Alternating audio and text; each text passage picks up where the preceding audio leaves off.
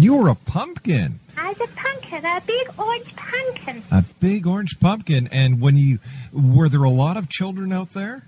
Not so much. No? Did you get a lot of candy? Yeah, I got a lot of candy. Mommy's eating all the chocolate bars. Well, tell Mommy that's your candy, honey. Okay. Tell her. Stop eating all my chocolate bars, Mommy. Daddy's sick. This is the X-Zone Broadcast Network, broadcasting worldwide on broadcast affiliates and satellite program providers, including CNN Broadcast Network, Sirius Satellite Network, Star Media, Good News Radio Network, Angel Broadcast Network, Wiki Broadcast Network, and WPBN TV. For more information on the X-Zone Broadcast Network, visit us at www.xzbn.net.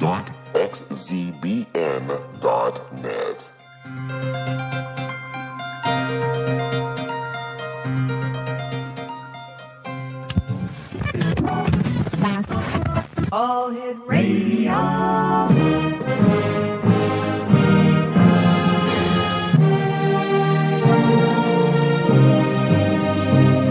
Welcome to the X-Zone, a place where fact is fiction and fiction is reality. Now, here's your host, Rob McConnell.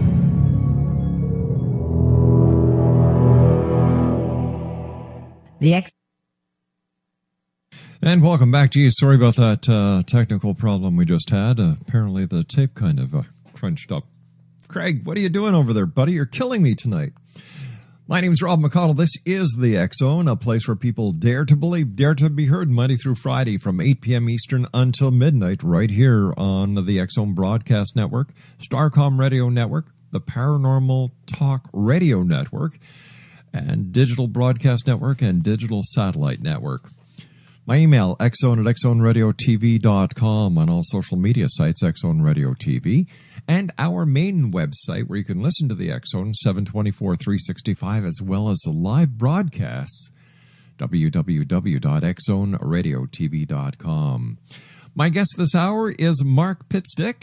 He has over 40 years' experience and training in hospitals, pastoral counseling settings, mental health centers, and private practice.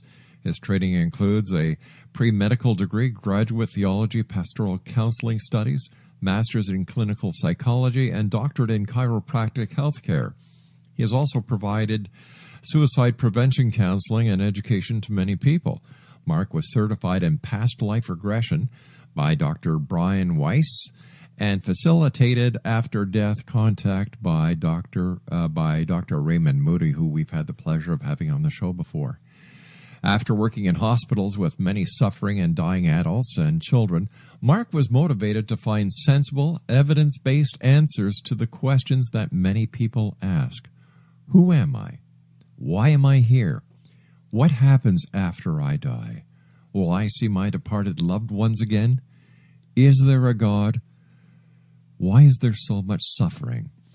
Joining me now is Mark PITSTICK. And Mark, welcome back to the X-Zone. Long time no talk. Thank you, Rob. Thank you for having me on. Mark, what are the answers to those very deep questions? Why am I here? Who am I? What happens after I die? Will I see my departed loved ones again? Is there a God? Why is there so much suffering? Where would you like to start? Well, let's start at the beginning. Who am I? Well, first of all, we each are forever beings of energy, spirit, consciousness, awareness. Some people like the word soul. For others, that has too many religious connotations because religion has a lot of BS in it. Yep. I understand that. So beings of consciousness, but we're forever beings. We're eternal beings. And that's the great news. I tell people life is never ending, but often changing. So if we can get that, the life changes, that doesn't end, that's the name of the game, and then we can enjoy the ride. Why am I here? For four major reasons, and I've constructed an acronym, SAGE, to help people remember that. And so the S stands for service, service to others, making the world a better place. The A for adventure. this time on Earth is an amazing adventure. I think that's one reason we enjoy movies and books and so much with heroes and heroines, because as Joseph Campbell taught, it reminds us that that's what we each are, heroes, and we come to Earth for the adventures and to go through difficulties and work through that. But, of course, oftentimes people forget that. The third reason we're here is the G, and that is growth, to learn, to grow. And just like in the gym, if you would curl a pencil, you're not going to get much muscle growth. True. But if you tackle a heavy dumbbell, you will. And that's one reason why souls will choose to go through difficult times. We'll get into that later. And then the fourth reason that souls come to a place like Earth is enjoyment. There are physical enjoyments that we can have here that are more intense and seem more real than we can manifest in non-physical realms. So those are the four main reasons why we're here. Okay. What happens after I die? Well, language really fails us on that one, doesn't it? Because, sure does. Yeah, no one dies. Life is a forever process. So I term that the way most people ask it, but really it's a ludicrous question, because no one dies.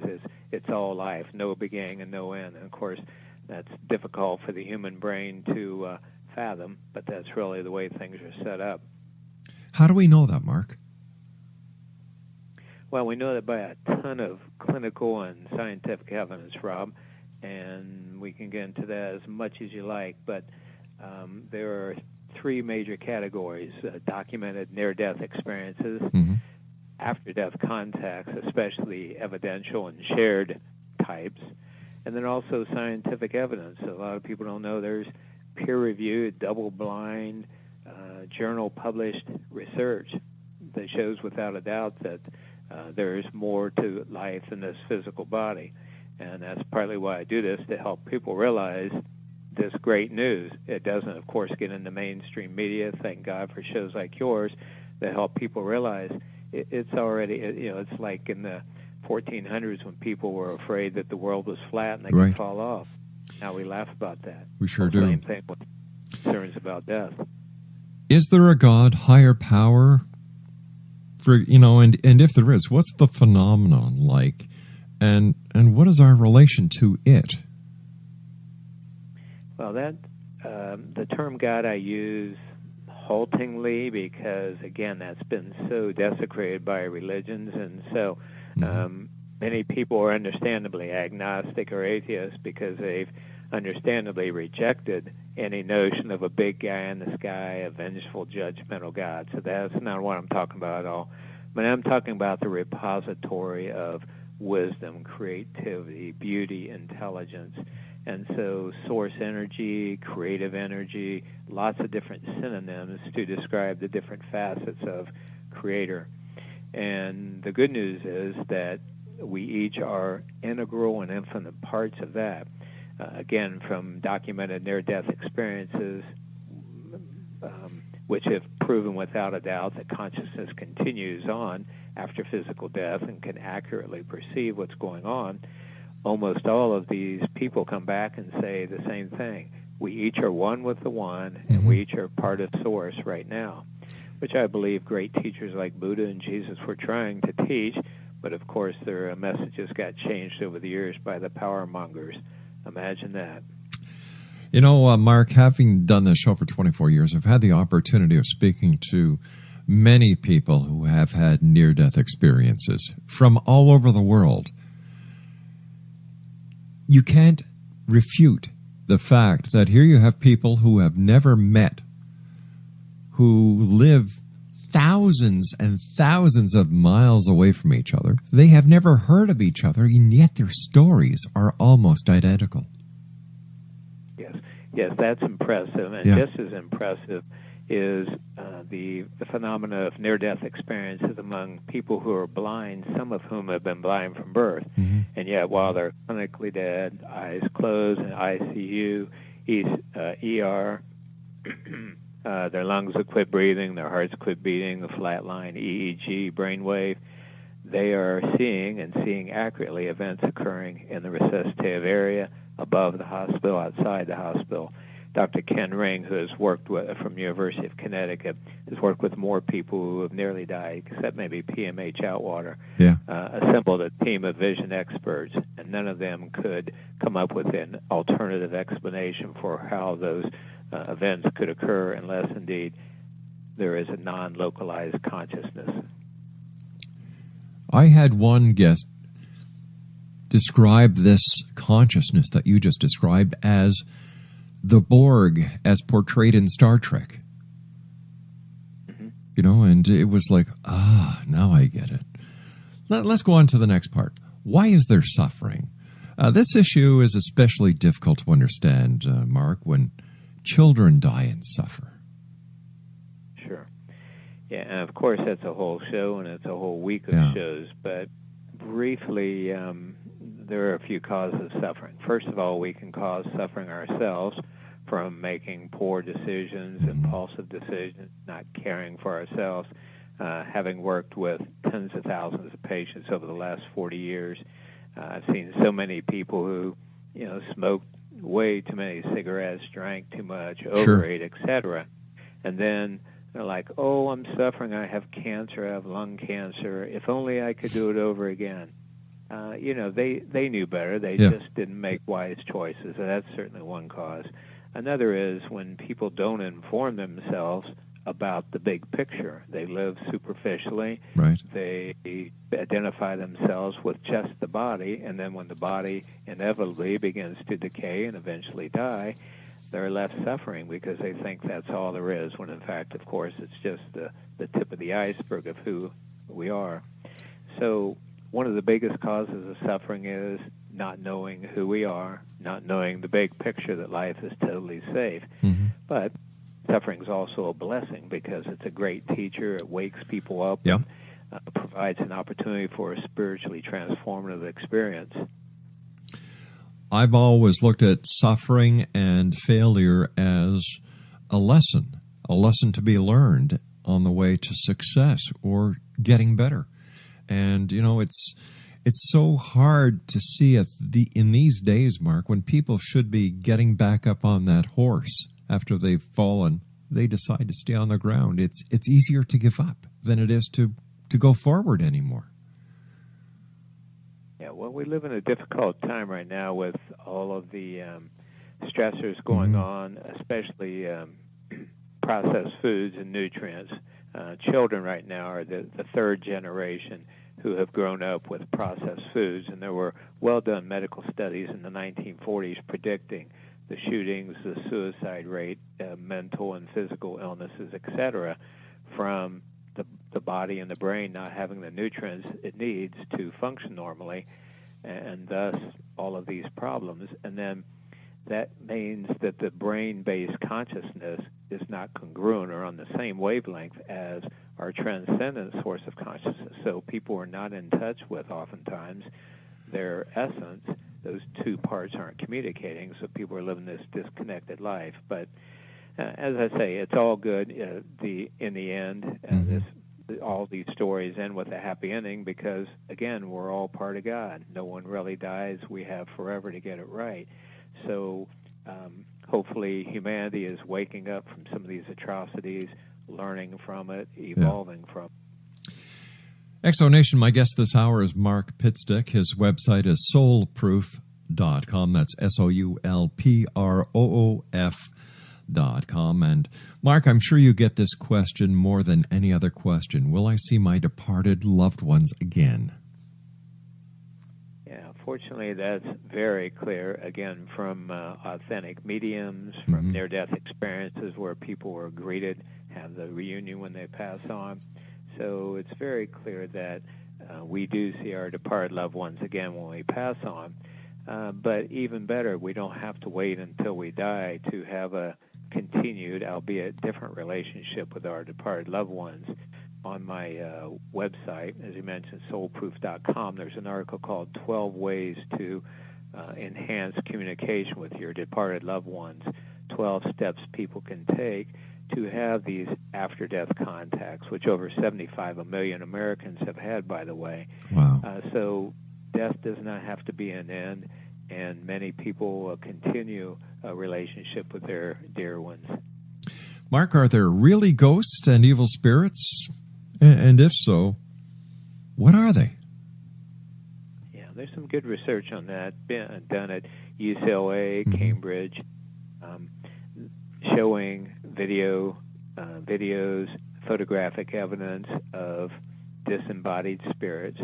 And so I like to differentiate between ghosts and then our departed loved ones who visit us in these after-death contacts. So ghosts I characterize as stuck spirits, stuck meaning when they died as earthlings, they didn't enter the light. They didn't go to the next phase of forever for a number of reasons. They may have not had any spiritual training, and so they were confused or afraid of the light, and so they didn't enter it.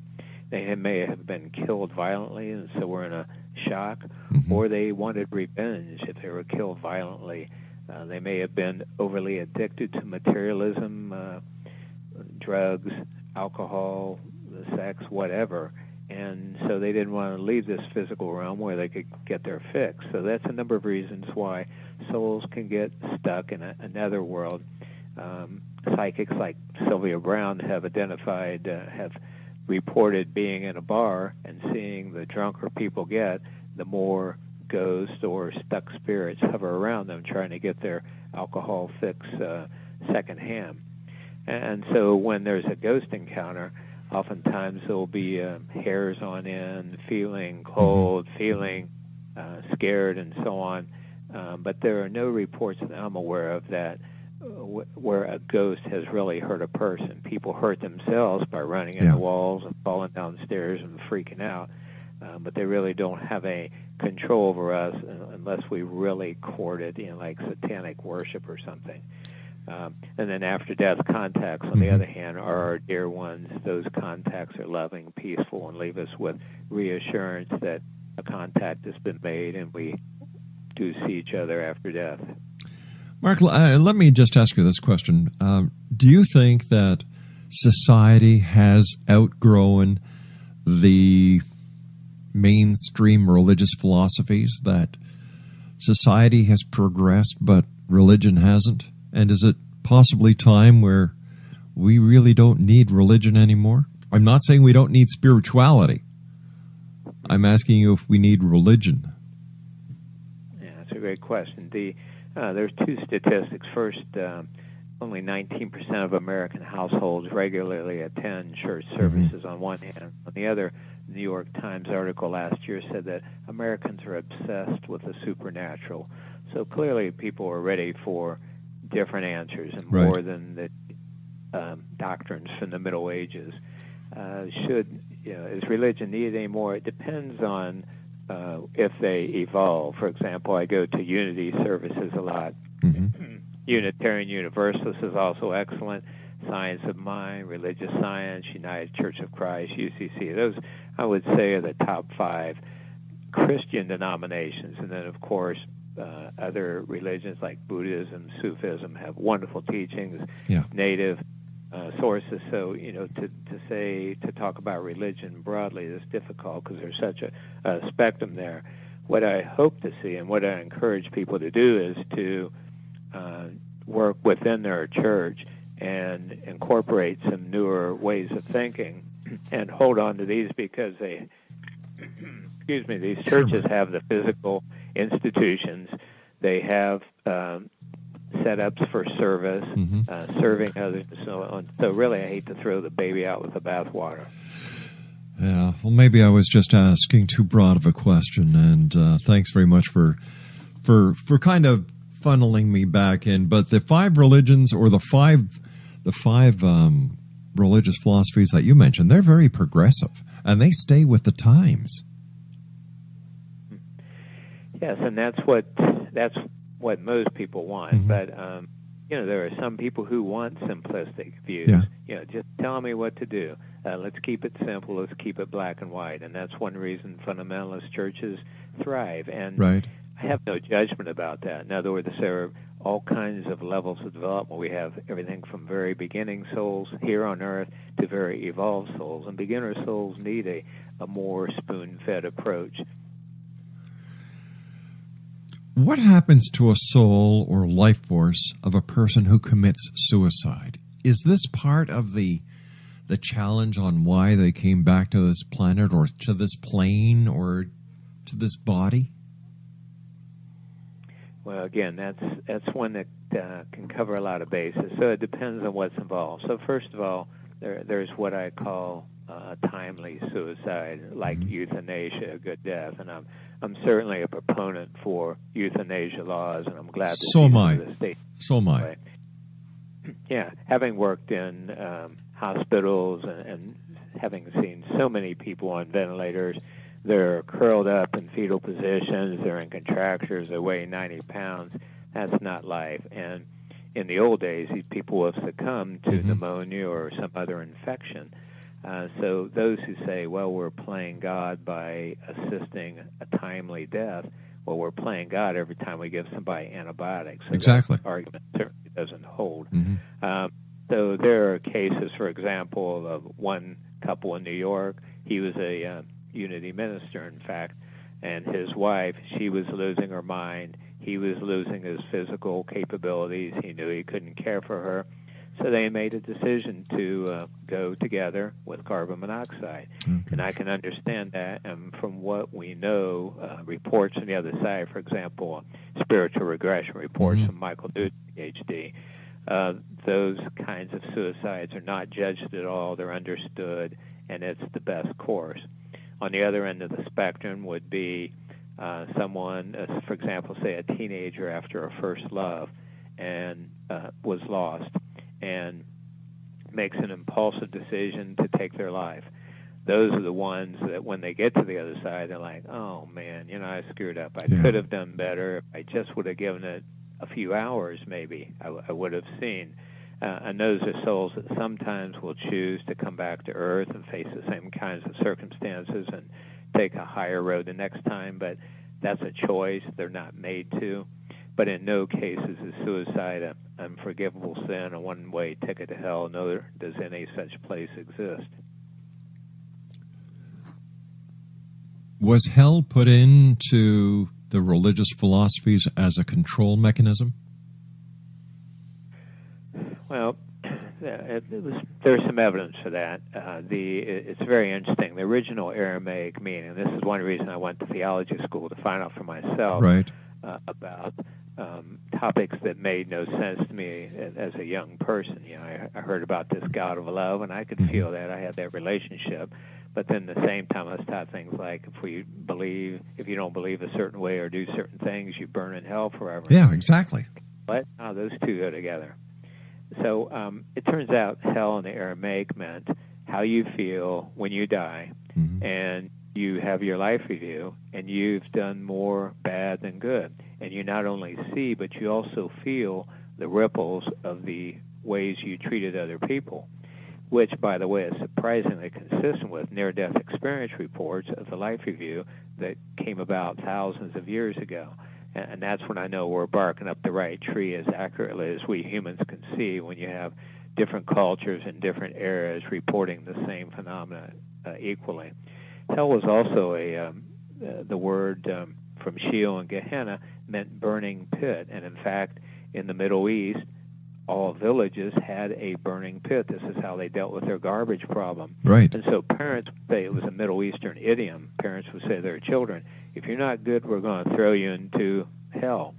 Just like we would say today, if you're not good, the boogeyman's going to get you. It was just a saying. It wasn't literally. But then when the language bridge was crossed between Aramaic to Hebrew to Greek to German usually, and then to English, it got all changed and misconstrued. And there's some good evidence that the powers that be, once again, turned into a literal place, Dante's Inferno, the 1400s, the Dark Ages, and all that became a literal place, which it never was originally. Mark, please stand by. You and I have to take a news break.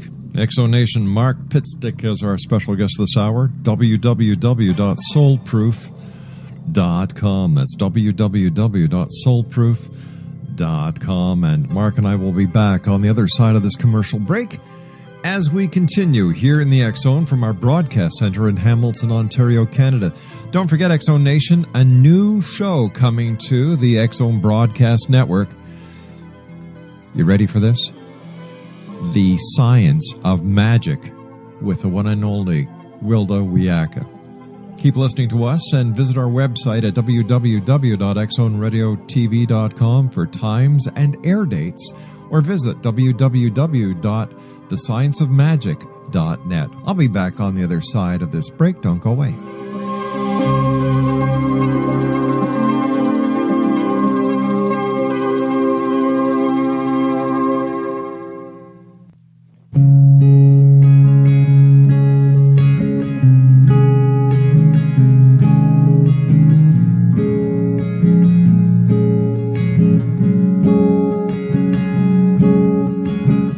Starr began to demonstrate a metaphysical connection to the spirit world as a little girl. Her family noticed the connection, but it was a great-grandmother who told the family that Linnea was indeed gifted. The great-grandmother, who was also gifted, felt that Linnea had indeed inherited these attributes. It has been noticed that oftentimes such things are passed down through the generations. Linnea was also born with a caul, a thin white membrane across the newborn's face.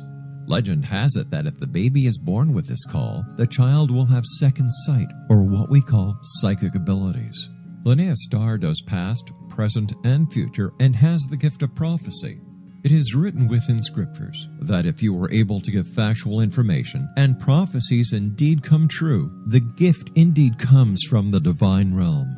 Linnea Starr does large interactive groups as well as private gatherings.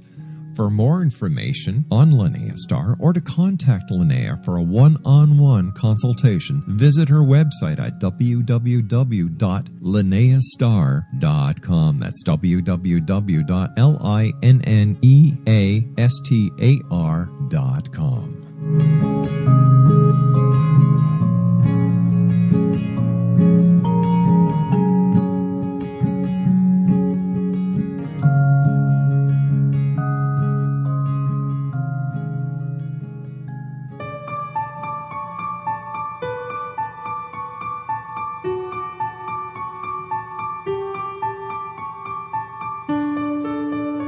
The Carl O. Helvey Holistic Cancer Foundation is a new nonprofit foundation that focuses on a holistic approach to cancer that includes physical, mental, spiritual, and political aspects. Cancer education, research, and care are provided for all types of cancer patients. You can listen to interviews with cancer doctors and survivors and read research on holistic aspects of cancer at www.holisticcancerfoundation.com. That's www.holisticcancerfoundation.com.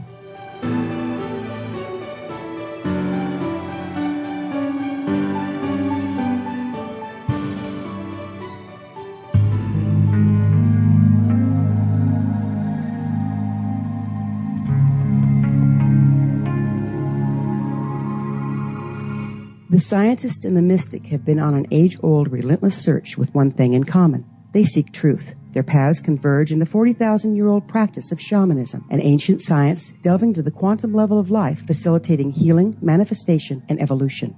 I'm Gwilda Wiaka, the founder and director of Path Home Shamanic Arts School, a unique Colorado State certified occupational school training shamanic practitioners and teachers. We also provide classes for empowering personal lives through shamanism. Our certification classes are in week-long segments enabling international participation, and online classes and long-distance shamanic healing sessions are available. Come discover the science of magic in the limitless world of shamanism. www.findyourpathhome.com.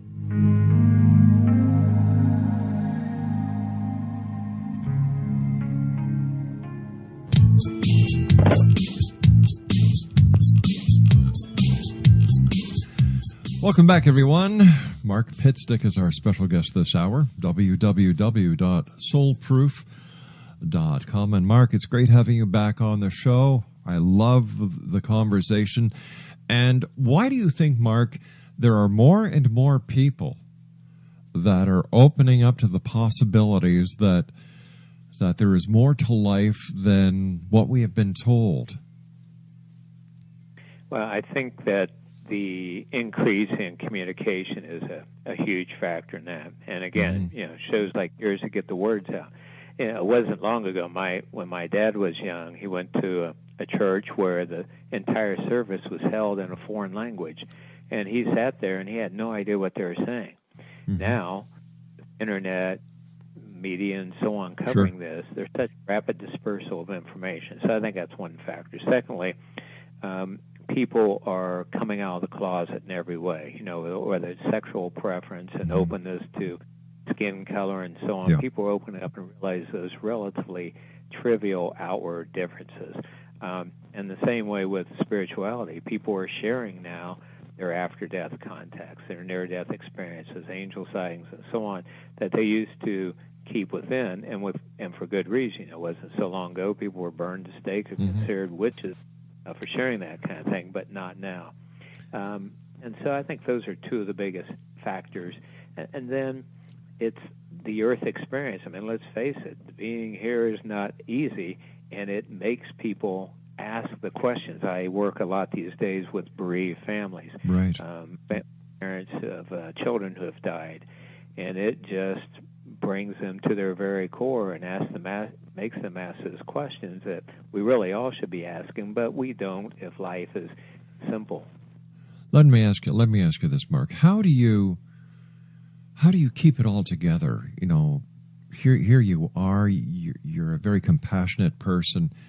You go above and beyond than the guy next door when it comes to helping those who have lost, to comfort. So how does Mark PITSTICK take care of himself?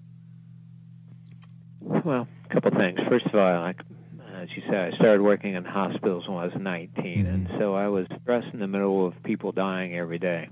And I learned very quickly that either you develop a balance or you burn out. Right. And so if a person has a totally open heart and feels everything, then they're not really going to be any good to anybody because they just get wasted by it.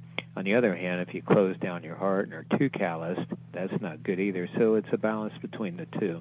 The second reason I would say is because there is some good evidence that I never fully forgot where I came from. I've been told by psychics and mediums independently that I'm a different kind of soul than usually comes to Earth. So I don't know if that means advanced or weird or what, but I was never an average Earthling, and I always had a strong sense that there was much more to life.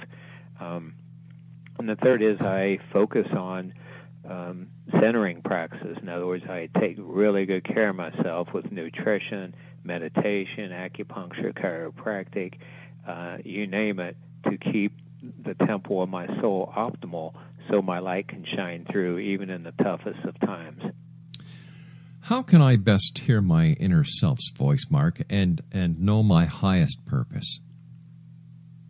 Well, we just used the key word there, which is centering practices. Anything that helps quiet the mind. So for some people, that's a seated meditation. Other people more like more active approaches. For example, walking in nature or jogging, something that gets you in the zone, that helps quiet the mind. These twin brain hemispheres are wonderful tools, but if they're analyzing and worrying all the time, they shut us off from the other 99.999% of reality that our senses can't perceive. So centering practices is one.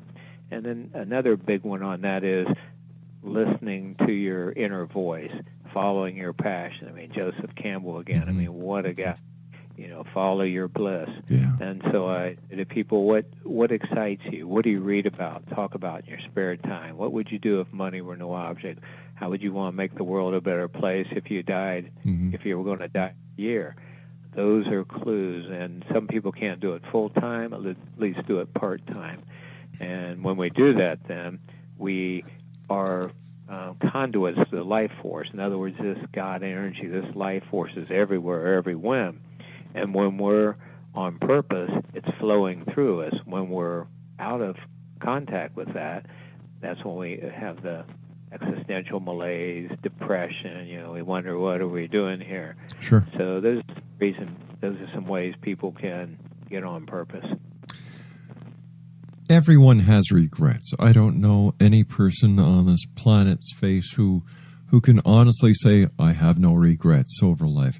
When you're counseling people who are getting ready to make that transition from here to there, how do you help them deal with the regrets they may have in their life? Yeah, excellent question. And that's one of the best things, by the way, anyone can do with a loved one who's passing on. Mm-hmm. Just have them tell their story. Tell me about when you were young.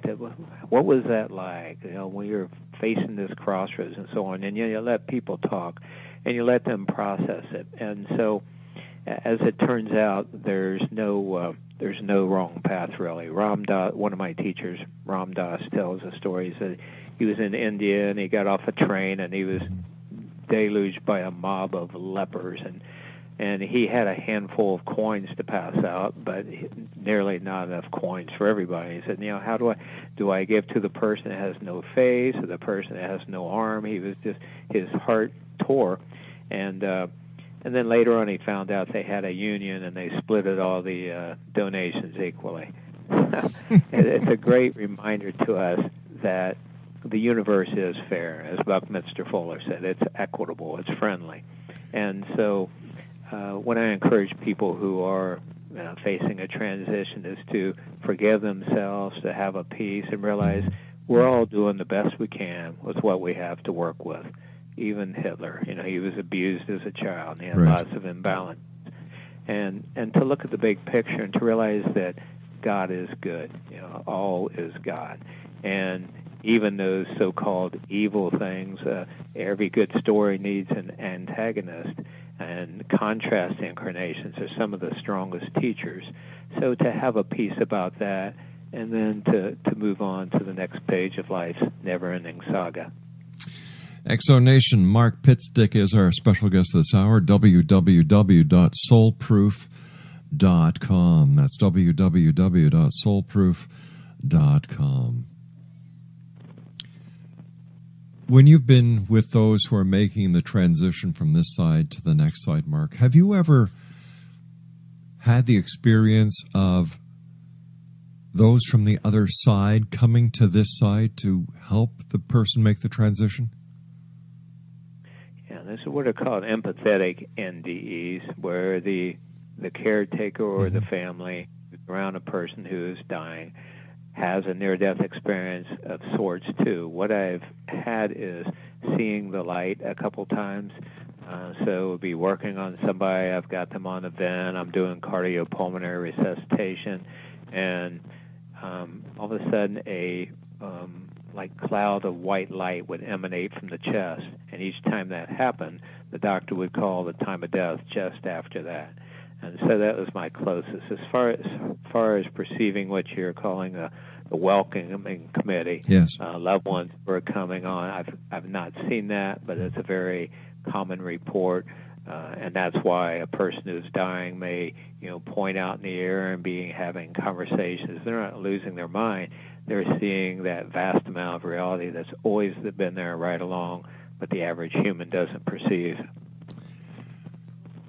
How do you believe that society should be acquainted with death? Should it be the end-all that society believes it is, or should it be a time of jubilation? For example, I look at death as, in this life, we're the butterfly. As we get closer to death, we start building our cocoon. At the time of passing, the caterpillar leaves the cocoon as a butterfly. How should we look at death? Well, I try to let it go as shoulds because everyone's different. So again, a beginner soul who really doesn't deeply know that death is not an end is going to grieve, and it's going to grieve horribly. And we all grieve to a certain amount. It's the sadness. But the more evolved and awakened souls will, at the same time they're sad, also have joy. And it's strange at first for a person to have such paradoxical emotions simultaneously. But that's part of becoming an enlightened being, and like a shaman having one foot in each world, the physical and the non-physical. I think as more and more people awaken, Rob, you will notice that there's a change, and there has been. For example, more and more people getting cremated instead of putting the body in an expensive coffin and vault and saving it like you don't want the worms and water to get to it. Right. And I think more people are having celebration of life seminars instead of gatherings Wakes, instead of mournful funerals. So we're seeing the transition, but change is slow and perhaps rightfully so. Tell me about your film. You were the executive producer for Soul Proof, the documentary. It was 93-minute, featuring interviews with people who had near-death experiences, after-death contact, miracles, paranormal encounters, and other evidentiary experiences. Yeah, this is based on my book, Soul Proof, which I searched for 30 years. After working with all of these dying people, I was open to the possibility that these ideas of God and afterlife were just like Santa Claus and the Easter Bunny and the Tooth Fairy. We just couldn't face reality. And so I searched for 30 years every way I could. And at the end, had a vast amount of evidence that shows no one really dies. And Bernie Siegel wrote the foreword for it. People like Wayne Dyer and Raymond Moody and others contributed to it. And so that was the book. And then a few years later, my fiance, who's a screenwriter, said, Mark, this is a documentary film. And we put an article out in Columbus, Ohio, and hundreds of people came forward who had all those experiences you mentioned and more. And we videotape them as well as experts in each of those categories. So it's a wonderful way for people to learn the evidence, and especially people who don't like to read a book, would rather watch a movie. What have you learned? What has been your most important lesson that you, Mark PITSTICK, has learned over the years researching this phenomenon? I would say that the universe is perfect, that life is unfolding perfectly, even though from an earthly perspective it might seem like a totally ridiculous statement, but from a more cosmic one, I believe that's the case. And then the peace and the joy that accompanies that, and then being able, as you say, I worked recently with a couple whose only son died, and as the story goes, they live in a 4-story house. They have an elevator in their house, pretty wealthy, and their little 12-year-old had lost his hamster, and he was looking for it. No one was home, and so he got down in the bottom of the elevator shaft. It was supposed to be impossible for him to get down in there. The dad came home, never suspecting his son's down there, pushed the button and crushed him to death. And this happened the day before Christmas, and they were just beside themselves with grief, as you can imagine. Certainly. And so when I came to their house to work with them, the father, who was a surgeon, the first thing he said was, if it weren't for my wife, I would kill myself right now. And the mother said, how can you work with people like this? Don't you feel like you're walking into hell? Because that's where we feel like we're living. So this knowledge of we're only seeing such a small part, is like we're looking through a pinhole, and having seen through a little larger vision, and seeing that helps me then deal with these kinds of situations and share some hope, share some light, which is where the word enlighten come from. Mark, if there's someone listening tonight who is with someone they love, who they know is ready to make the transition, what words of wisdom or kindness do you have for them tonight? And are you saying they're ready to die from natural causes or by their own hand? Oh, let's say that, let's take both, for example. Okay. Well, if they're dying of, quote, natural causes, I would say get ready for a wonderful experience. Again, Ken Ring shares that from his research with people with NDEs. He said the typical person will say this: you want to know what it's like to feel like when you die, especially if you're older and infirm. He said, imagine the 100 best days in your life, the most happy, energetic, joyful. Now multiply that by 1,000,000. and you get a sense of how good it feels to drop the body and go back home. So I would say to them, dying is totally safe.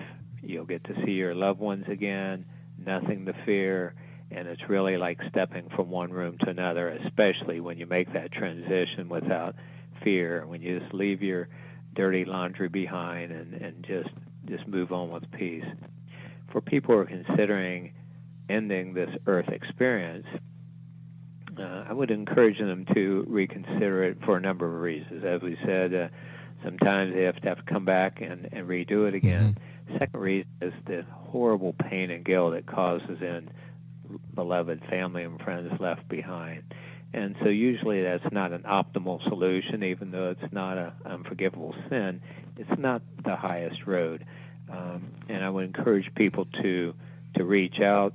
There are suicide prevention services and so on.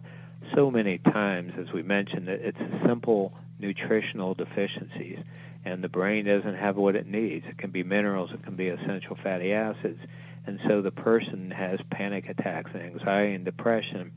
And within a few days or weeks of taking some inexpensive supplements, they're back among the living again. So it would be a sad thing for a person to end their earth experience and all the negatives that go with that when there are other opportunities ahead for them. And what words of wisdom do you have, or kindness do you have, for those who are going to be left behind when the others make that crossing? Well, I would say, first of all, to not hold yourself accountable. None of us can control others. Most of us can hardly control ourselves. Isn't that the truth? And so, yeah. So don't feel guilty about it. Don't feel like there's something you could have said or could have done to prevent, because that's just simply not the case, number one. Number two, know that it's not a slap in the face of God or a one-way ticket to hell.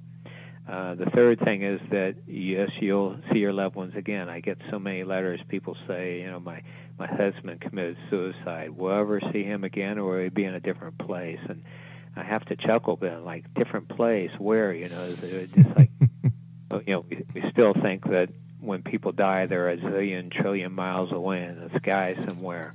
So yes, you'll see him again. You can have after-death contacts with him again now, and you'll certainly see him when you pass on. And the last thing is to pray for them. The Buddhists had this down to a fine science, and so pray for them so that their souls can shake off the guilt they may have, the feelings of, I shouldn't have done that, right, and to help them enter the light fully. Mark, so many people have come on the show, especially the ghost hunters people. They kind of give me a chuckle once in a while.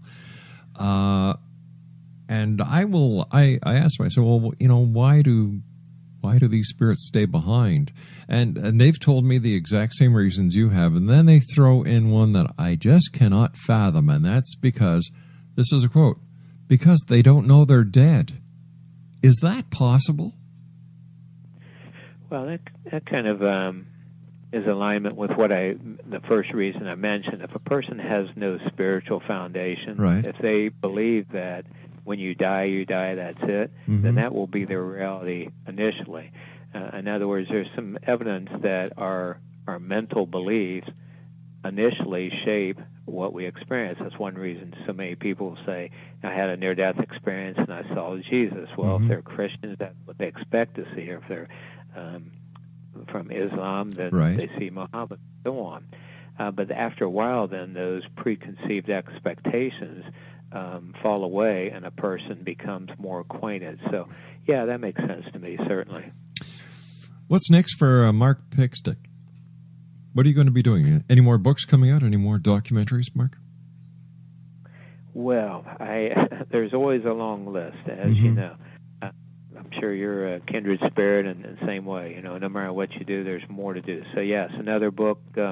I started just recently 2 bereaved parents groups, one in Ohio, one in Florida, where I spend most of the winter. And right, one of the mothers in the Ohio group, her name was Sandy, and she was telling that she had 2 children. Her daughter died of leukemia at age 21 a few years ago, And then 4 months later, her son, who was very close with his sister and was bipolar, ended his life.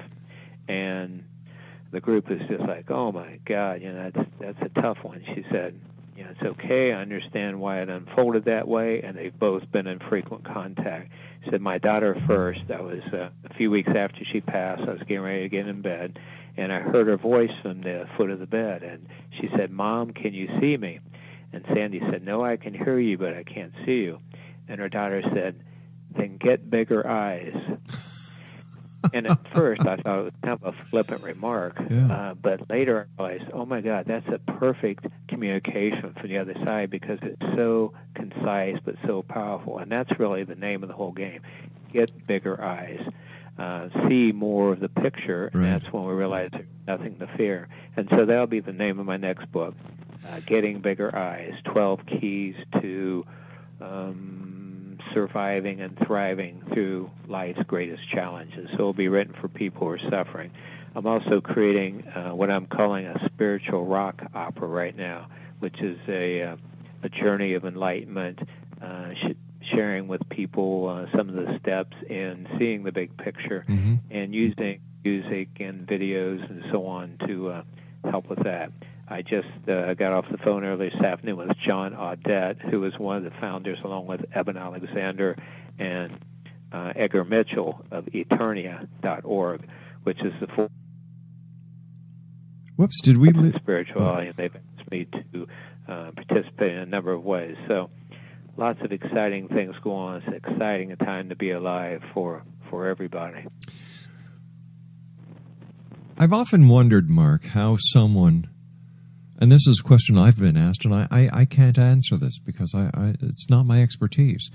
How does one know when a loved one is actually communicating with them compared to when it's their own mind wishing the communication taking place? Excellent question. Well, first of all, sometimes there are what we call evidential ADCs, or after-death contacts, in which information was relayed that was not known and could not have been known. And people like Carl Jung, for example, had one. His next-door neighbor died, and Jung was dreaming that he was visiting with his neighbor. And having dealt with dream work, Jung was lucid enough to ask, well, how will I know tomorrow when I wake up that this wasn't just a regular dream, my imagination? Right. Neighbor said, well, go over to my house, which Jung had never been in before, ask my wife to let you in my library, and on this shelf in this area is a book of this color and this name. Jung did, and there it was exactly as he was told. So sometimes in these dream after-death contacts, again, will be information revealed that shows you without a doubt. Another way people know that it's a valid encounter and not just wishful thinking is the peace and the comfort that comes the next day. There's so much more knowing. There's a peacefulness. There's a reassurance that, hey, we made contact. Whether we were here or in the hereafter, we met and we spent time together. So that's one of the best ways. There are also what are called shared after-death contacts. Sometimes two or more people in a family will have the same sort of contact, which lends additional validity to it. Mark, time goes by so fast when you're with us. I want to thank you so much for sharing tonight. And please don't be a stranger. Let's get you back on so we can discuss more of this fascinating topic. But until then, my good friend, thank you once again, Mark. Continued success. And once again, Exonation, if you'd like to get more information about Mark PITSTICK, or if you'd like to get any of his books, his website, www.soulproof.com. I'll be back on the other side of this break at the top of the hour as we continue here in the X Zone with yours truly, Rob McConnell, from our broadcast center in Hamilton, Ontario, Canada.